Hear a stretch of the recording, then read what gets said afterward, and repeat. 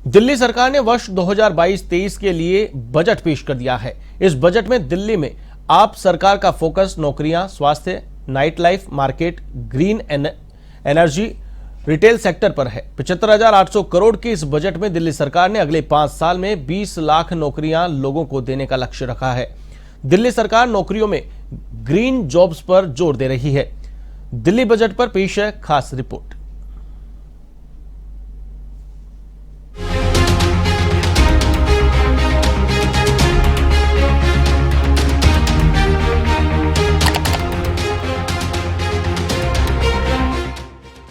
दिल्ली के deputy CM और वित्त मंत्री मनीष सिसोदिया ने 2022 और 23 वर्ष के लिए दिल्ली सरकार का बजट पेश किया।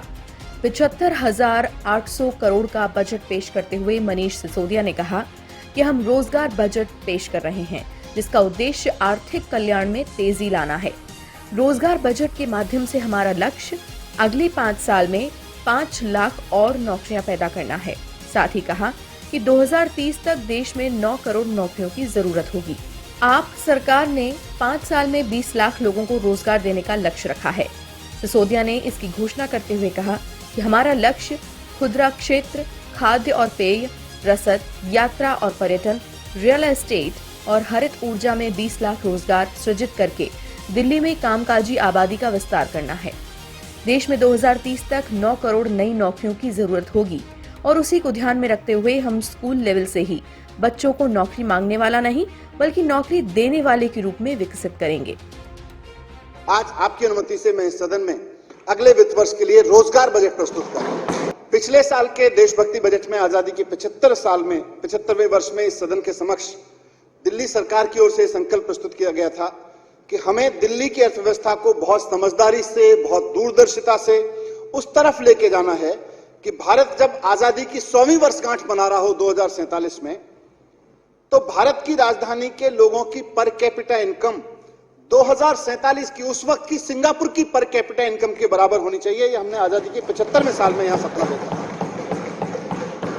इस मुश्किल लेकिन संभव लक्ष्य को हासिल करने के लिए कुछ योजनाएं तो मैंने पिछले बजट में लाया था।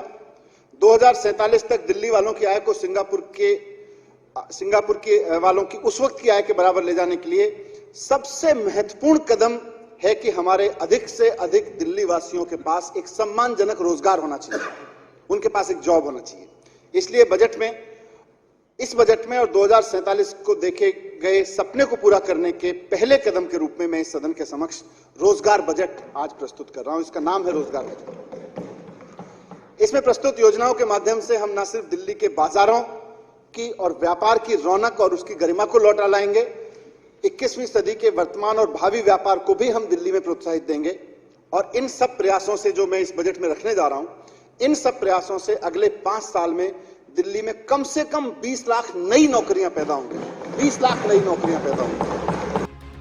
बजट पेश करने के बाद दिल्ली के मुख्यमंत्री ने इस पर प्रेस कॉन्फ्रेंस की और मनीष सिसोदिया को ऐसा बजट पेश करने के लिए बधाई दी। केजरीवाल ने यह भी कहा कि ये बजट बेरोजगारी का समाधान है। इससे सच में अगले 5 सालों में 20 लाख नए रोजगार का सृजन होगा।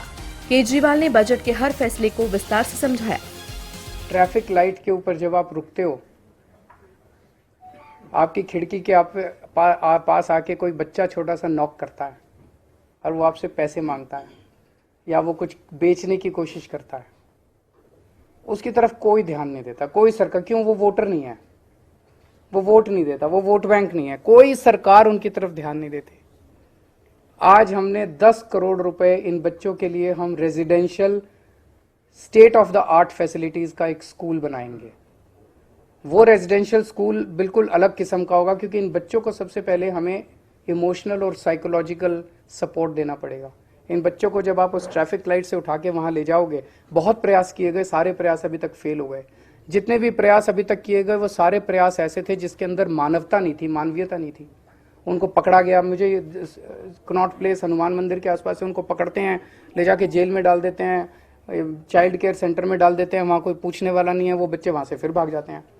ये स्कूल ऐसा होगा जहाँ पे उनको सारी अच्छी 5 स्टार सुविधाएं दी जाएंगी और उन बच्चों को मेन स्ट्रीम में लाके उनको एक इज्जत की जिंदगी दी जाएगी, उनको एक अच्छा नागरिक बनाया जाएगा। तो वहीं आप सरकार का बजट विपक्षी पार्टियों को रास नहीं आया है। ऐसे में बीजेपी और कांग्रेस ने दिल्ली सरकार पर आरोप लगाते हुए निशाना साधा। मित्रों, दिल्ली की सरकार ने बजट पेश किया और उसको बजट को नाम दिया रोजगार बजट। मैं कुछ आंकड़े आपके सामने प्रस्तुत करना चाहता हूं मित्रों।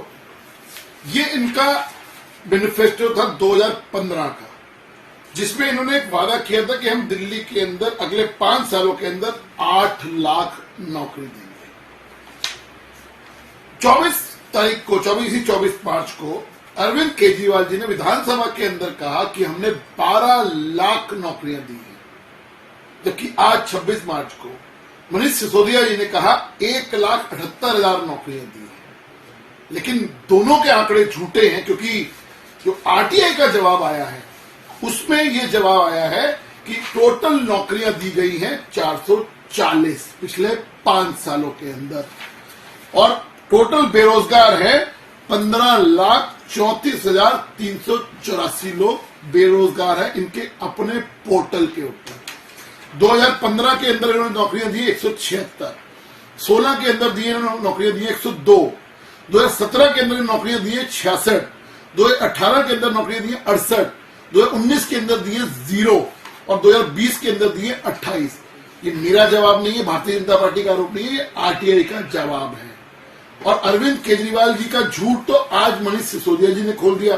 दावा करते हैं 20 लाख का और दे रहे हैं कहते हैं जी हमने 1,78,000 नौकरियां दी हैं। तो सच्चाई क्या है?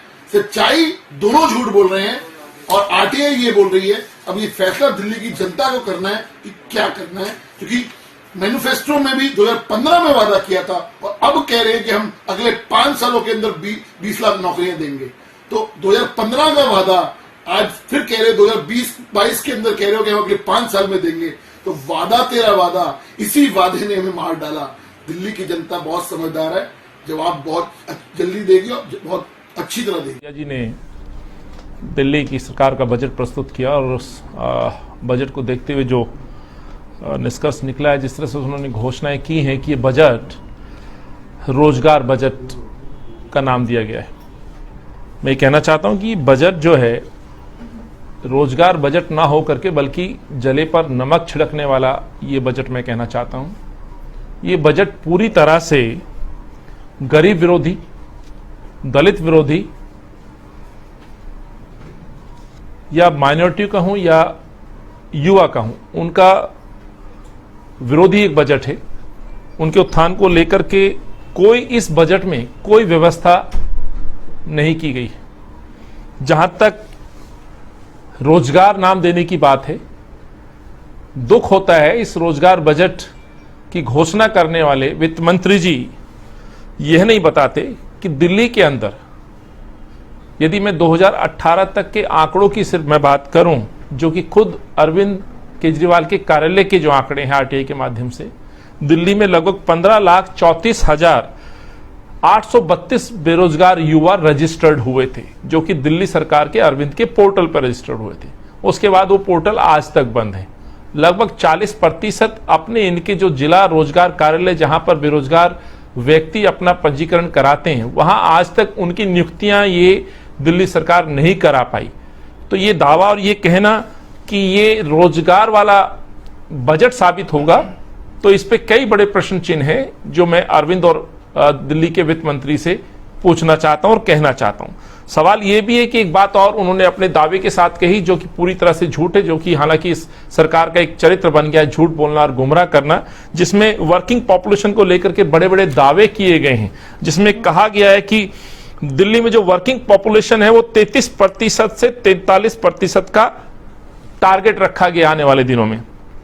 लेकिन मैं केजरीवाल साहब से पूछना चाहता हूं कि 2013 से अब तक लगभग पिछले 7-8 सालों में ये जो दर है वर्किंग पॉपुलेशन की बढ़ी है या घटी है? इसका प्रश्न इस प्रश्न का वो जवाब देंगे? वो जवाब नहीं देंगे। लेकिन मैं आपको बताना चाहता हूं, एक सर्वे के अनुसार जो मनीष सिसोदिया ने अभी जो घोषणा की है हाउस के अंदर, उसमें कहा गया है कि 33% वर्किंग पॉपुलेशन आज दिल्ली में है, जबकि 2012 में NSSO एक संस्था के सर्वे के मुताबिक दिल्ली की जो वर्किंग पॉपुलेशन थी वो 33.39% थी। इसका मतलब साफ है कि कांग्रेस के शासनकाल में जो आंकड़ा था वो पिछले 7-8 सालों में घटता चला गया। आज भी वर्किंग पॉपुलेशन कांग्रेस से तुलना करें तो वो घटी है। आप सरकार के बजट के अनुसार शिक्षा के क्षेत्र में 16,278 करोड़ रुपए खर्च किए जाएंगे, हेल्थ पर 9,669 करोड़ और परिवहन पर 9,539 करोड़ रुपए व्यय होंगे। इसके अलावा दिल्ली सरकार स्टार्टअप पॉलिसी लेकर आ रही है। दिल्ली में एक नया इलेक्ट्रॉनिक शहर बसाया जाएगा। होलसेल के लिए दिल्ली होलसेल फेस्टिवल लगाएंगे। गांधीनगर मार्केट कपड़ों के बाजार का नया हब बनेगा। अब देखना यह होगा कि दिल्ली सरकार की ये घोषणाएं कब धरातल पर उतरेंगी। A1 टीवी के लिए दिल्ली से ज्योति सिंह की रिपोर्ट।